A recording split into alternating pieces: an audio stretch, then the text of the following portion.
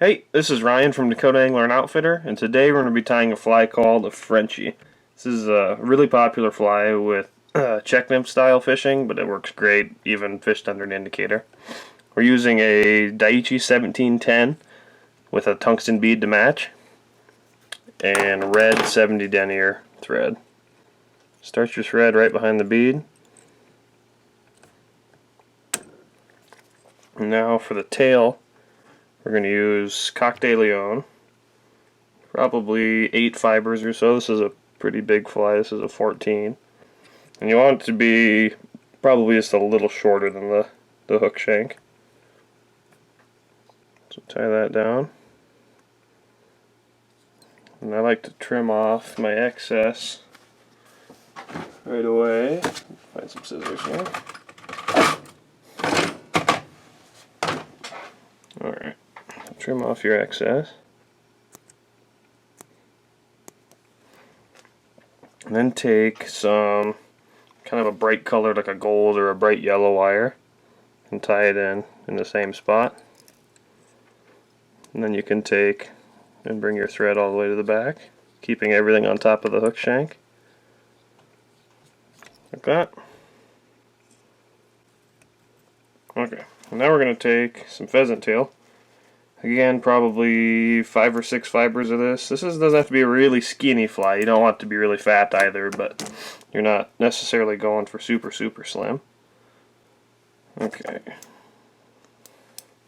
We'll tie that in, starting at the back of the hook. And I like to leave some pheasant tail going forward here because that gives you a nice smooth underbody to wrap your body on. Like that. Alright, so wrap this for your body. And kind of space your wraps further apart to begin with. And then get them closer together as you get forward. It'll make it a little bit of a forward taper on it. And then stop with just a little bit of room behind the bead and tie that down. Trim off your excess. A couple wraps. And now, and one of the most important parts to make this fly durable is rather than wrapping our wire over the hook like this, we're going to wrap it under, because that binds down these pheasant tail fibers and makes it a lot more durable fly that way.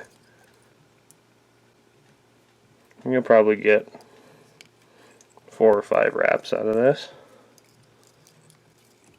Oops. Like that. And tie that down.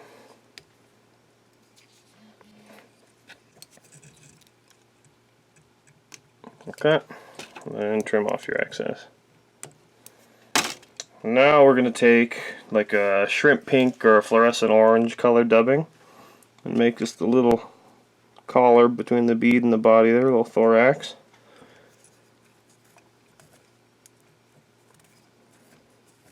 You can use either ice dub or like a prism dub is a good alternative also.